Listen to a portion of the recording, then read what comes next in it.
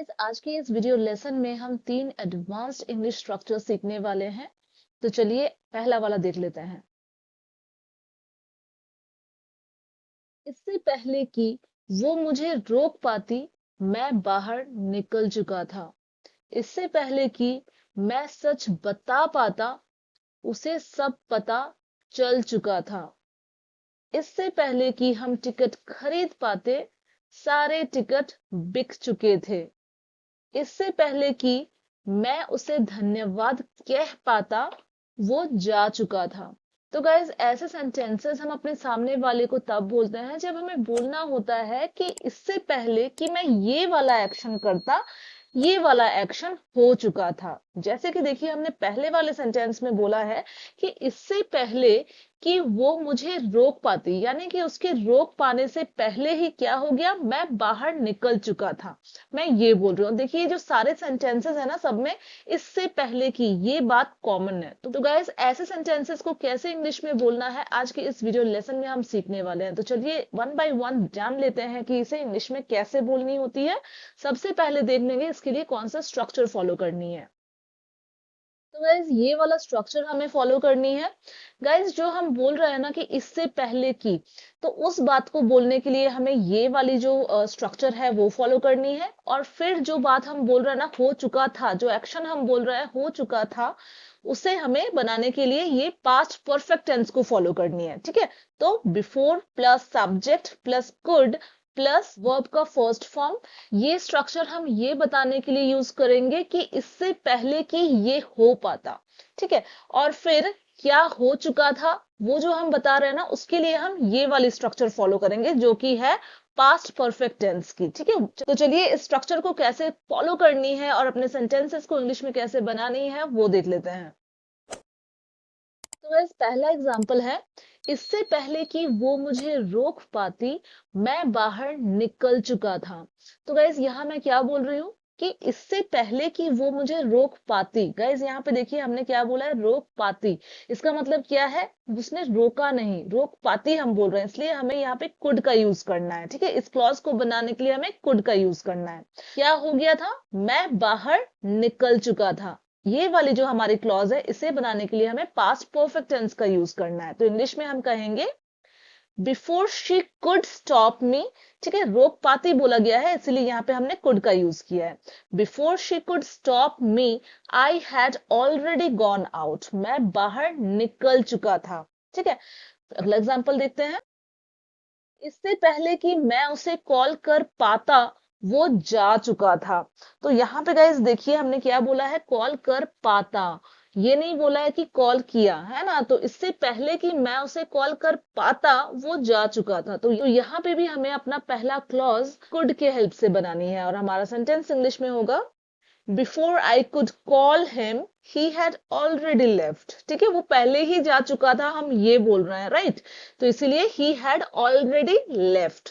तो किसी जगह को छोड़ के जाने के लिए हम लीव वर्ड का यूज करते हैं, लेकिन थर्ड फॉर्म में यूज करनी है, इसलिए left. Before I could call him he had already left. Next example है, इससे पहले कि मैं सच बता पाता, उसे सब पता चल चुका था। तो यहाँ पे भी हमारा जो पहला क्लॉज है वो कुड के हेल्प से बनेगा, क्योंकि हमने क्या बोला है, बता पाता। ठीक है, और जो दूसरा वाला क्लॉज है ये बनेगा हमारा पास्ट परफेक्ट टेंस को यूज करके। तो इंग्लिश में हम बोलेंगे before I could tell the truth, she had already found out everything. ठीक है, बिफोर हम क्यों लगा रहे हैं, इससे पहले, इस बात को बताने के लिए हम बिफोर का यूज कर रहे हैं। ठीक है, before I could tell the truth, she had already found out everything. सब पता चल चुका था।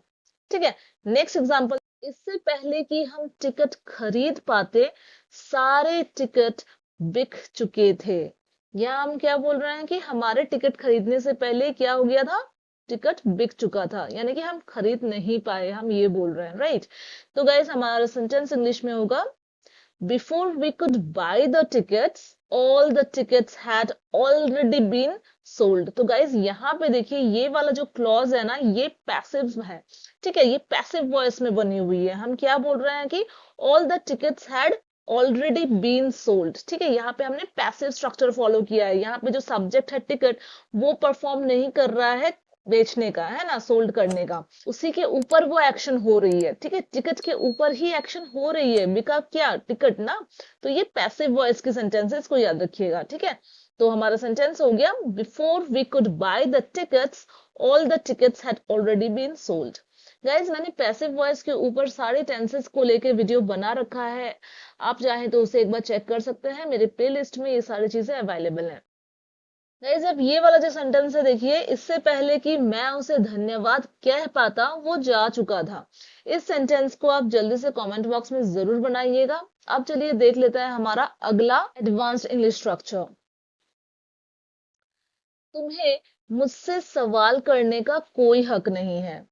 तुम्हें मेरी जिंदगी में दखल देने का कोई हक नहीं है। उसे तुम्हारी चीजें इस्तेमाल करने का कोई हक नहीं है। तुम्हें मेरे लिए फैसला लेने का कोई हक नहीं है। तो गाइस ये जो सारे सेंटेंसेस है इसमें देखिए कोई हक नहीं है, ये बात जो है ना ये कॉमन है। हम सामने वाले को बोल रहे हैं कि किसी को इस चीज में दखल देने का या फिर इस एक्शन को करने का कोई हक नहीं है, हम ये बोल रहे हैं। तो गाइस ऐसे सेंटेंसेस को भी कैसे इंग्लिश में बोलना है चलिए देख लेते हैं। सबसे पहले देख लेंगे कौन सा स्ट्रक्चर इसके लिए फॉलो करनी है। तो गाइज स्ट्रक्चर है हमारा सब्जेक्ट प्लस हैज या have plus no right plus to plus verb का फर्स्ट फॉर्म। तो गाइज यहाँ पे जिसे हम बोल रहे हैं ना कि कोई हक नहीं है, जिसको कोई हक नहीं है हम बोल रहे हैं, वो सब्जेक्ट है। फिर अगर सब्जेक्ट सिंगुलर है तो हैज लगानी है, और प्लूरल है तो हैव लगाना है, इंक्लूडिंग आई और यू, ठीक है। Plus no right, no right मतलब हक नहीं है, ठीक है, नो राइट लगाना है, फिर टू लगाना है, और फिर जो एक्शन करने का हक नहीं है हम बोल रहे हैं उसे बेस फॉर्म में यूज कर लेनी है। चलिए बेटर अंडरस्टैंडिंग के लिए एग्जांपल्स के साथ समझ लेते हैं। पहला एग्जांपल है, तुम्हें मुझसे सवाल करने का कोई हक नहीं है। तो मैं यहाँ किसको लेके बात कर रही हूँ, सामने वाले से ही बात कर रही हूँ। देखिए मैंने सब्जेक्ट में तुम लिखा है ना, मतलब ये जो बात है हक नहीं है मैं बोल रही हूँ वो मैं सामने वाले को बोल रही हूँ। तो सब्जेक्ट हमारा यहाँ पे यू हो जाएगा। इंग्लिश में हम कहेंगे you have no right to question me, ठीक है। यू के साथ हमेशा हैव लगता है इसलिए हमने हैव का यूज किया है। फिर हक नहीं है ये बोलने के लिए नो राइट, फिर टू लगा के कौन सा एक्शन करने का हक नहीं है हम बोल रहे हैं, सवाल करने का। तो सवाल करने का इंग्लिश क्वेश्चन होता है, ठीक है। मुझसे सवाल करने का, इसीलिए लास्ट में ऑब्जेक्ट जो है वो मी है, हमने यूज किया है।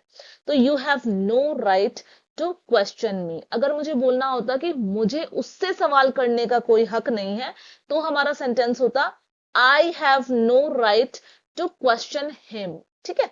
अगला एग्जाम्पल चलिए देख लेते हैं। तुम्हें मेरी जिंदगी में दखल देने का कोई हक नहीं है। तो यहाँ पे भी मैं सामने वाले को बोल रही हूँ कि तुम्हें कोई हक नहीं है, ठीक है। तो इंग्लिश में हम कहेंगे you have no right to interfere in my life. यहाँ पे मैं क्या बोल रही हूँ, कौन सा एक्शन करने का हक नहीं है, मैं बोल रही हूँ दखल देने का। तो दखल देने का इंग्लिश इंटरफेयर करना होता है। तो मैंने क्या कहा है, you have no right to interfere in my life. तो गाइज यहाँ पे मैं क्या एक्शन करने का हक नहीं है बोल रही हूँ, दखल देने का। तो दखल देने का English interfere in my life, मेरी जिंदगी में, ठीक है। You have no right to interfere in my life.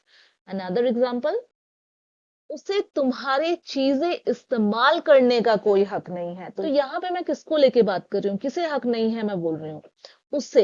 यानी कि यहाँ पे हम थर्ड पर्सन की बात कर रहे हैं। अगर वो लड़की है तो शी का यूज करेंगे, लड़का है तो ही का यूज कर लेंगे, ठीक है। तो इंग्लिश में हम कहेंगे she has no right to use your things. तो शी के साथ हैज आता है इसलिए हमने हैज का यूज किया है। हक नहीं है इसके लिए हमने नो राइट का यूज करना है। किस चीज का हक नहीं है, टू यूज योर थिंग्स, तुम्हारी चीजें इस्तेमाल करने का, है ना। To use your things, she has no right to use your things, ठीक है। नेक्स्ट एग्जाम्पल, तुम्हें मेरे लिए फैसला लेने का कोई हक नहीं है। यहाँ पे भी अज्ञान मैं सामने वाले को ही बोल रही हूँ तो सब्जेक्ट यू हो जाएगा। You have no right to decide for me, ठीक है। किस चीज का हक नहीं है बोल रहे हैं, मेरे लिए फैसला लेने का। To decide for me, you have no right to decide for me. तो गाइज आई होप आपको समझ में आ रही है ऐसे सेंटेंसेस को कैसे इंग्लिश में बोलनी है, राइट। अब गाइस ये सेंटेंस देखिए, तुम्हें उस पर चिल्लाने का कोई हक नहीं है। इसकी इंग्लिश जरूर से कमेंट बॉक्स में बनाइए गाइस। अब चलिए देख लेते हैं हमारा अगला एडवांस्ड इंग्लिश स्ट्रक्चर। उसकी मेहनत की जितनी तारीफ करो कम है, तुमसे जितनी उम्मीदें लगाऊं कम है, उसकी बहादुरी की जितनी तारीफ करूं कम है, तुमसे जितनी नफरत करूं कम है। तो गाइज ऐसे सेंटेंसेस भी हम अक्सर अपनी डेली के कॉन्वर्जेशन में यूज करते हैं। तो गाइज ऐसे सेंटेंसेस को भी कैसे इंग्लिश में बोलना है चलिए देख लेते हैं। सबसे पहले चलिए देख लेंगे इसके लिए कौन सा स्ट्रक्चर फॉलो करना है। No matter how much plus जिस बारे में हम बात कर रहे हैं वो मेंशन करेंगे। सपोज हम तारीफ़ की बात कर रहे हैं तो ये प्रेज वर्ड हमें यूज़ कर लेनी है। अगर हम नफ़रत की बात कर रहे हैं तो नफ़रत के लिए वर्ड यहाँ पे यूज़ कर लेनी है। फिर इट्स नॉट इनफ इस फ्रेज़ का यूज़ करना है ये बोलने के लिए कि उतना कम है। गाइज यहाँ पे हाउ मच के जगह हम हाउ मेनी का भी यूज़ कर सकते हैं। हाउ मच का यूज़ हम तब करेंगे जब हम किसी अनकाउंटेबल चीज़ के बारे में बात कर रहे हैं, और हाउ मेनी का यूज़ हम तब करेंगे जब हम काउंटेबल चीज़ के बारे में बात कर रहे हैं। तो चलिए एग्जाम्पल के साथ समझ लेते हैं। तो हमारा पहला एग्जाम्पल है, उसकी मेहनत की जितनी तारीफ करो कम है। तो यहाँ हम किस चीज की बात कर रहे हैं? तारीफ की बात कर रहे हैं, है ना। तारीफ के बारे में बोल रहे हैं कि जितनी करो वो कम है। तो गाइस तारीफ क्या है? काउंटेबल है या अनकाउंटेबल है? ऑब्वियसली अनकाउंटेबल है, तो इसलिए हमें यहाँ पे हाउ मच का यूज करना है। तो इंग्लिश में हमारा सेंटेंस होगा, no matter how much you praise his hard work. किस चीज की तारीफ करने की बात करी गई है? मेहनत की, इसलिए you praise his hard work हमने मेंशन किया है। इट्स नॉट इनफ, वो कम है, हम ये बोल रहे हैं।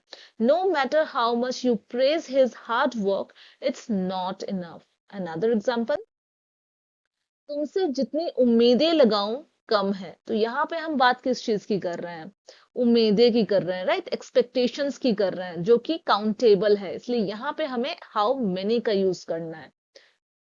तो हम इंग्लिश में कहेंगे, no matter how many expectations I place on you. तुमसे बोला गया है ना, तो I place on you, it's not enough. No matter how many expectations I place on you, it's not enough. Another example,